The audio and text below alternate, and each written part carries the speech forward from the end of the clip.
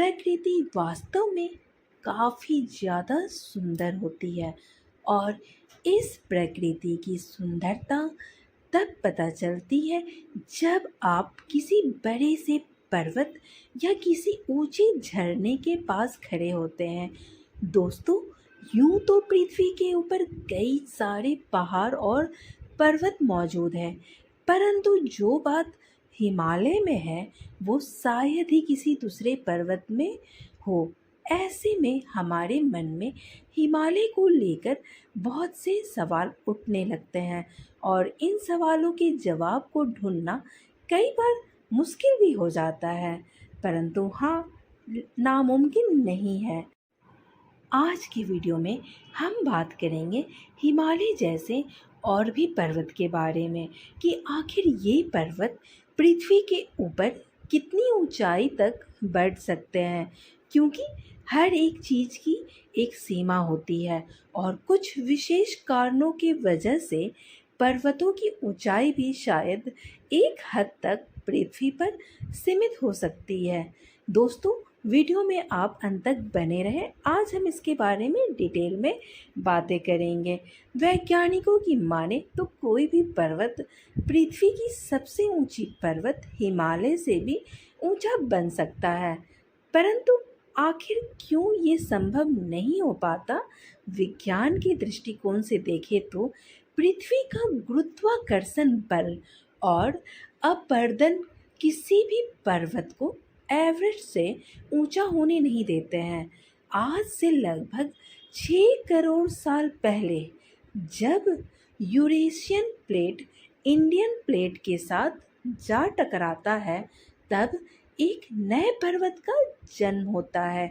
एक खास बात ये भी है कि दोनों ही प्लेट एक समान डेंसिटी की थी। इससे दोनों ही प्लेट एक दूसरे के नीचे दबे नहीं रह सकते थे और सिर्फ ऊपर उठना ही उनके नसीब में था। आज के समय ये पर्वत दुनिया की सबसे ऊंची शिखर माउंट एवरेस्ट को अपने अंदर समेटे हुए है। खैर, इस शिखर की ऊंचाई लगभग 8.8 किलोमीटर जितनी है और इसके नीचे माउंट केटू है जिसकी ऊंचाई लगभग 8.6 किलोमीटर तक जितनी रहती है। परंतु यहाँ सवाल उठता है कि क्या इतनी ऊंचाई वाले ये दोनों ही शिखर कभी इससे भी ऊंचे हो सकते हैं? क्या ये संभव नहीं है कि माउंट एवरेस्ट की ऊंचाई और ज़्यादा बढ़ नहीं सकती थी? आखिर पृथ्वी के ऊपर ये ऊंचे ऊंचे पर्वत बढ़ते कैसे हैं? खैर, इन सभी सवालों के जवाबों को हम ज़रूर ही आज के वीडियो में जानने की कोशिश करेंगे, परंतु उससे पहले आप लोगों से मेरा एक छोटा सा सवाल है। क्या आपको हमारे सौर मंडल में स्थित सबसे ऊंची शिखर के बारे में पता है? अगर हाँ, तो कमेंट्स करके ज़रूर बताइएगा।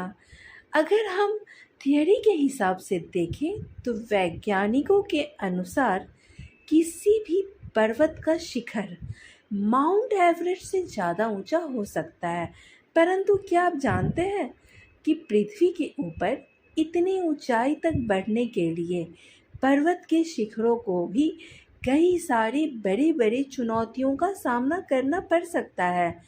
पृथ्वी के ऊपर किसी भी पर्वत को बढ़ते वक्त पृथ्वी के गुरुत्वाकर्षण बल का सामना करना पड़ता है और हम आपको बता दें कि ये गुरुत्वाकर्षण बल वाकई में काफ़ी ज़्यादा शक्तिशाली होता है। इसके अलावा अपरदन भी पर्वतों को पृथ्वी के ऊपर ज़्यादा ऊपर तक उठने ही नहीं देते। हालांकि ध्रुवीय इलाकों में मौजूद बड़े बड़े ग्लेशियर काफ़ी ऊंचे ऊंचे पर्वतों के शिखर को बनाने में प्रकृति की मदद जरूर ही करते हैं। वैज्ञानिकों की भाषा में ग्लेशियल इरेशन के चलते बड़े ही खूबसूरती के साथ ऊंचे ऊंचे पर्वत पृथ्वी के ऊपर बन सकते हैं। हालांकि ग्लेशियर से बने पर्वत काफ़ी ज़्यादा ऊंचे एवं तीखे होते हैं, जहाँ लैंडस्लाइड का खतरा हमेशा बना रहता है। इसके अलावा एक चीज़ का ध्यान भी हमें रखना चाहिए, और वो ये है कि पृथ्वी के ऊपर पर्वत जितना बड़ा और ऊंचा होगा, उसके ऊपर पृथ्वी का गुरुत्वाकर्षण बल उतना ही अधिक और प्रचंड होगा।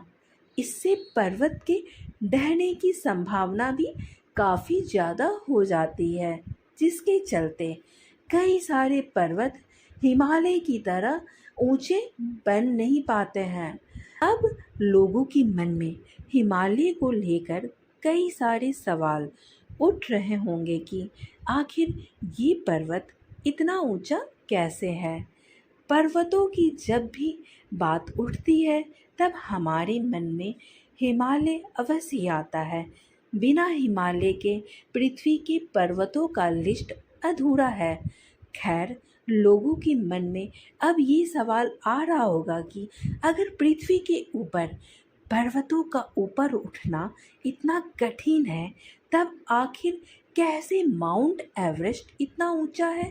वैज्ञानिकों की माने तो माउंट एवरेस्ट का दक्षिणी हिस्सा आज भी काफ़ी ज़्यादा असंतुलित नज़र आता है, और यहाँ पर लैंडस्लाइड का खतरा भी बहुत ही ज़्यादा है, क्योंकि इसका दक्षिणी हिस्सा काफ़ी ज़्यादा तीखा है। यह किसी भी वक्त ढह सकता है। हालांकि ऐसे बहुत सारे तरीके हैं जिनकी मदद से एक पर्वत माउंट एवरेस्ट से भी ऊंचा उठ सकता है, परंतु इसके लिए कई सारी चीज़ों का सही होना ज़रूरी है। वैज्ञानिक कहते हैं कि अगर किसी पर्वत का जन्म ज्वालामुखियों से होता है, तब जाकर वो कभी माउंट एवरेस्ट से भी ऊंचा पर्वत उठ सकता है, परंतु इसके लिए उस पर्वत को लगातार अपने अंदर से लावा को भी निकालते रहना होगा, जो कि बाद में धीरे धीरे जमकर उसी पर्वत के ऊंचाई को बढ़ाते रहेगा। दोस्तों, हम आपको बता दें कि ज्वालामुखियों से निकलने वाला लावा ठंडा होकर पत्थर बन जाता है, और आप सब तो ये जानते ही होंगे कि एक ठोस पत्थर और बर्फ़ के टुकड़े में कौन सबसे ज़्यादा देर तक टिकेगा। खैर, इसी प्रक्रिया के जरिए ही सौरमंडल के सबसे ऊंचे पर्वत का जन्म हुआ है, जिसके बारे में मैंने आप लोगों को पहले बता चुका है। दोस्तों, अगर कोई पर्वत पृथ्वी के ऊपर ज्वालामुखी से बनता है, तब उसकी ऊंचाई काफ़ी ज़्यादा होगी। पृथ्वी के हवाई में ही कई बड़े बड़े ज्वालामुखियों से बने हुए पर्वत मौजूद है, और शायद वो ही एक जगह है जहाँ पर एवरेस्ट से भी ऊंचा पर्वत अपना सर उठा सकता है। ऐसे में एक बात ये भी है कि पर्वत को बनने के लिए एक सक्रिय ज्वालामुखी का होना भी बहुत ज़्यादा ज़रूरी है। हालांकि पृथ्वी के ऊपर टेक्टोनिक प्लेट की हलचल कुछ ज़्यादा ही होने के कारण हवाई में ज्वालामुखी उतने ऊंचे पर्वत को बना नहीं पाते थे। पृथ्वी की सतह हमेशा ही इधर उधर घूमता रहता है, और यही वजह है कि एवरेस्ट से भी ज़्यादा ऊंचा शिखर आज तक पृथ्वी पर नहीं बन पाया है। दोस्तों, अगर पृथ्वी का टेक्टोनिक प्लेट मूवमेंट कुछ हद तक शांत होगा, तो बड़े ही आसानी से कोई भी पर्वत हिमालय से भी ऊंचा उठ सकता है। हालांकि ज्वालामुखियों से बनने वाले पर्वतों की ऊंचाई भी एक हद तक आकर सीमित हो जाती है, जब पर्वत के शिखर तक लावा को पहुंचाने का प्रेशर काफ़ी ज़्यादा बढ़ जाता है। इसके अलावा धीरे धीरे ज्वालामुखियों का लावा भी खत्म होने लगता है। तो दोस्तों, ठीक इसी प्रकार से ही एक पर्वत हिमालय से भी ऊंचा उठ सकता है। दोस्तों, आपको हमारा आज का वीडियो कैसा लगा, हमें कमेंट्स करके बताएं। वीडियो अगर अच्छे लगे तो वीडियो को लाइक एंड शेयर कर दें, और हमारे चैनल मार्वेलस फैक्ट्स को सब्सक्राइब करना ना भूलें। फिर मिलते हैं ऐसे ही रोचक तथ्यों के साथ। Tata, bye bye, have a nice day.